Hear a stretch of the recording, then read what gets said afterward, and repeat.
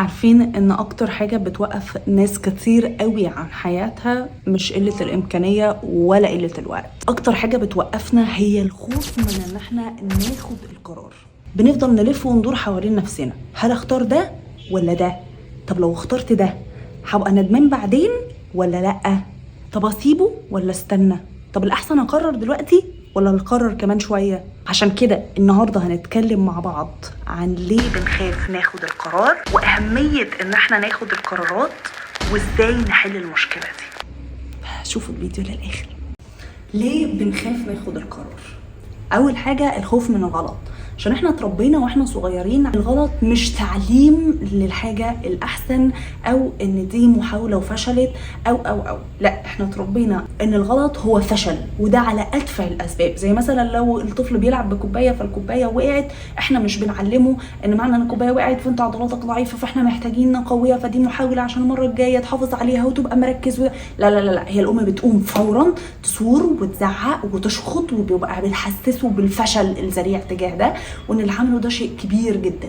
فاتفه الاسباب من التربيه لما بنكبر بنكتشف ان احنا بقينا بنخاف من الاغلاط عشان احنا ما بناخدهاش ان هي محاوله للنجاح، بل هي فشل ذريع حصل مننا. عشان كده بقى القرار بيساوي المخاطره، بيساوي احتمال الفشل، بيساوي رعب.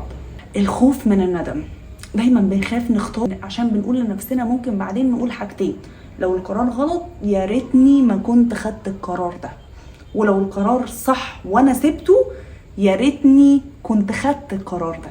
بس الحقيقة الندم من ان احنا ما ناخدش القرار اكبر بكتير جدا من الندم على القرار نفسه. تالت حاجة الخوف من كلام الناس. ازاي تختار ده؟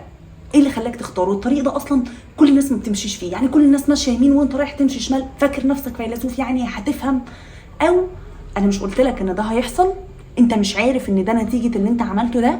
انت مش عارف ان كذا وكذا وكذا كل الناس عملته وفشلت فيه؟ انت يعني اللي كنت مفكر نفسك فيلسوف؟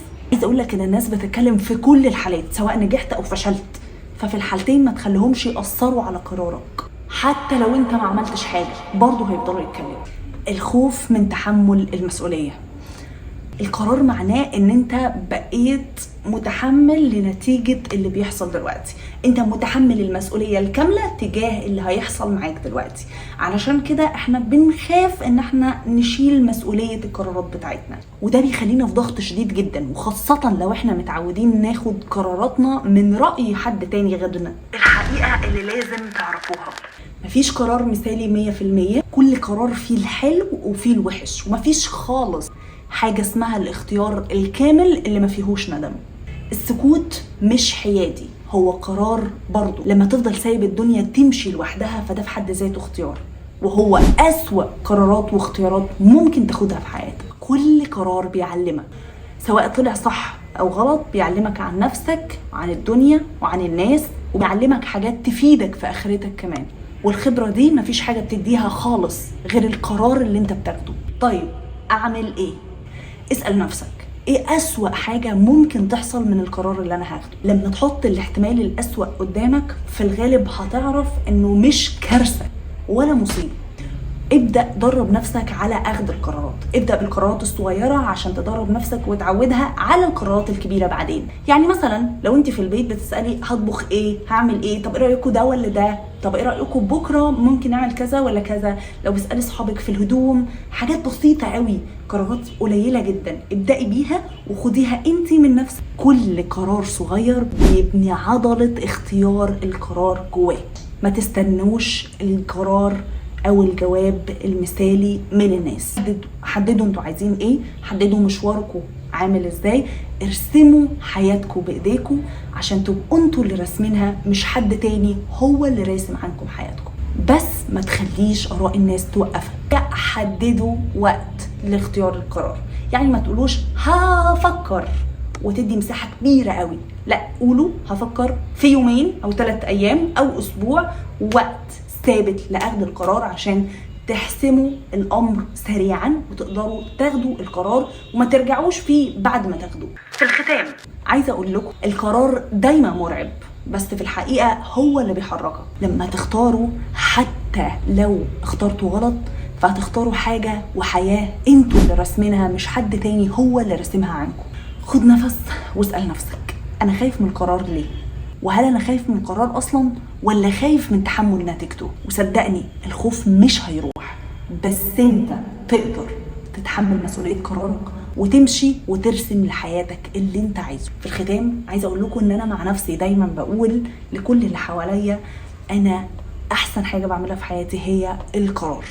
اي نعم اغلب الوقت قراراتي غلط ودايما بكون اندفاعيه في قراراتي، ولكن بقول لهم ان لما اموت هتحاسب عن حاجه انا اللي عاملاها بايدي، مش هبقى عشت حياه حد تاني اللي رسمها لي ومخططها لي، وممكن يبقى مخططها ورسمها غلط، ولما اموت اتحاسب عن افكاره وقراراته هو كأن هو اللي كان عايش حياتي. عشان كده مهم جدا ان انتوا ترسموا حياتكم بايديكم، انتوا اللي هتتحاسبوا عن نفسكم مش حد تاني. فكل قرار بتاخدوه بيفرق معاكم في حياتكم. زائد انه انا دايما بقول برضو انه انا مش مغسل وضامن جنة، يعني انا عايشة الحياة اللي في ايدي دلوقتي، عليا اعمل فيها الطاعات اللي ربنا امرني بيها، والباقي اتبسط بيه في حدود الشرع. فانا بالنسبه لي القرار مهم جدا عشان بيأثر على حاجتين، اخرتي ودنيتي. دنيتي اللي هي الحاجه اللي في ايدي دلوقتي، عشان انا مش ضامنه ان ربنا عز وجل يكتبني من اهل الجنه، ويا رب يكتبني ويكتبكم، فعلى الاقل اتبسط باللي في ايدي دلوقتي اللي هي الدنيا، وطبعا بحاول اتبسط بيها في حدود الشرع. واكيد بضعف كتير جدا لان زيكم احنا بشر في الاخر، ولكن بحاول مع نفسي في ده.